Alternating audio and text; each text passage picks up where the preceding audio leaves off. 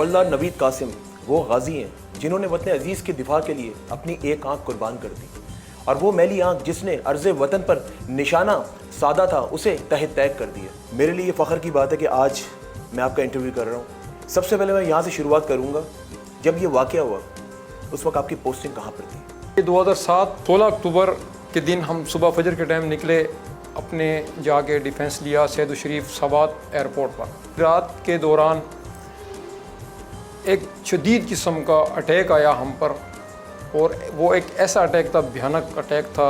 रात के अंधेरे में दुश्मन ने बुज़दिलाना हरकत की और यानी कि एक चारों तरफ से अटैक किया। उन्होंने काफ़ी शदीद गोलाबारी छोटे वेपन से बड़े वेपन से हुई।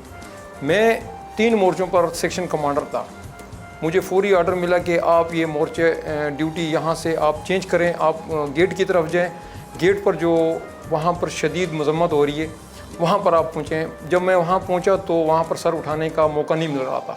आधे घंटे तक हमने उनका भरपूर जवाब देते रहे। आधे घंटे तक मुझे गोली लग गई। मुझे गोली इस तरह लगी कि मुझे महसूस भी नहीं हुआ कि मुझे गोली लग चुकी है, और मैं दुश्मन के शाना बशाना जवाब दे रहा था उसको। जो मेरे साथ जो सेकंड साथी था मेरा, उसने बोला है उस्ताद ये जो साथ कोई गरम गरम पानी लग रहा है।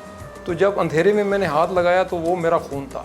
अच्छा। और उस टाइम पर जब खून को मैंने देखा तो मेरे हाथ से जान ख़त्म हो चुकी थी, क्योंकि गोली लगी थी तो वेपन मेरे हाथ से डाउन हो गया। हाँ, तो मैंने अपने साथी को बोला यार मुझे गोली लग गई है, तो मैं डॉक्टर साहब के पास जाता हूँ, आप ये संभालो। मेरी जगह दूसरा बंदा है। जैसे ही मैं बाहर निकला तो उन्होंने रॉकेट लॉन्चर फायर किया।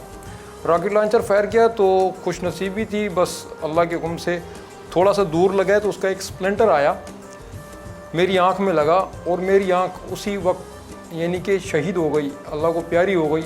मुझे पता तो चल गया क्योंकि मुझे नज़र आना बंद हो गया। नज़र आना बंद हो गया? बिल्कुल नज़र आना बंद हो गया, और खून था। अच्छा। उस धरती पर खून बहाए, और जो उससे पहले खून बह रहा था वो भी भूल गया मुझे। ये मुझे गोली लगी और यहाँ से आर पार हो गई। अच्छा। इसके बाद जब आँख का वाक़या बन गया तो फिर ये दर्द मुझे दर्द नहीं लग रहा था। मैं इस कश्मकश में था कि मुझे नज़र नहीं आ रहा। तो खैर किसी न किसी तरीके से मैं अपने डॉक्टर साहब के पास पहुंचा, और बदकिस्मती से वो शहीद हो चुके थे उसी हमले के दौरान। उनको बहुत ज़्यादा फायर लग चुके थे। कैप्टन शर्जील नाम था उनका। अल्लाह ताला उनके दर्जात बुलंद करे, उनके घर वालों को भी सब्र दे।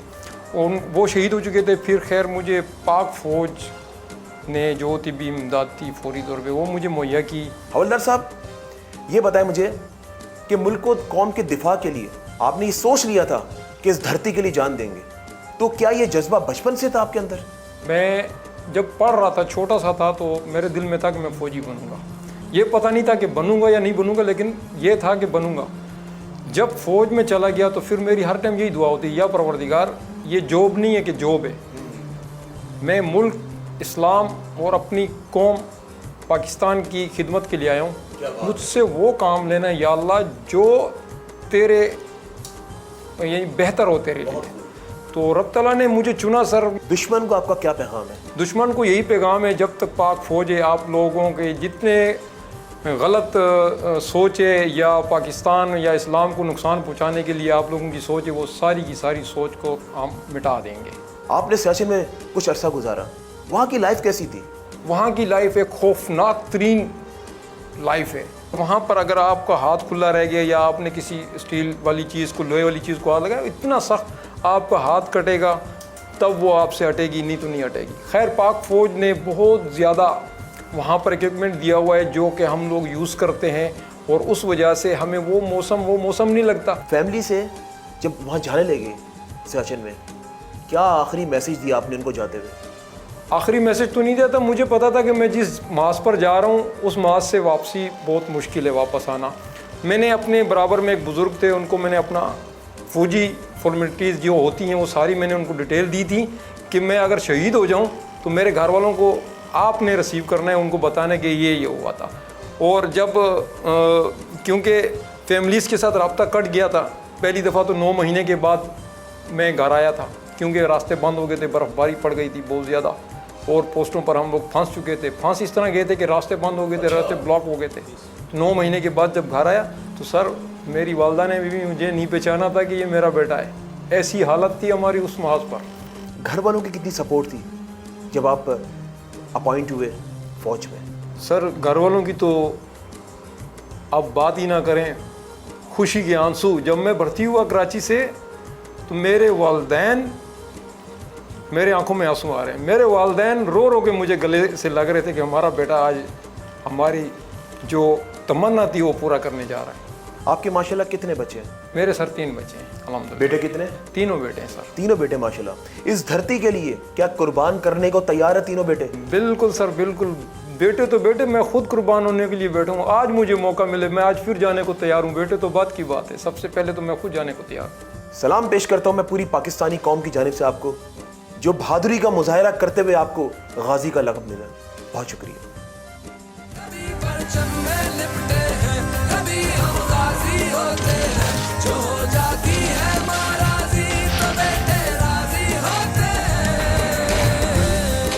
जब भी जाता था मेरा माथा चूम के जाता था और कहता था अम्मी आप अपनी आंखें रेड मत कीजिएगा, क्योंकि मेरा जहाज़ का सफ़र सही नहीं उतरता फिर, कि मेरी माँ मुझे रुख़्सत करते हुए उसकी आंखें रेड हो जाती।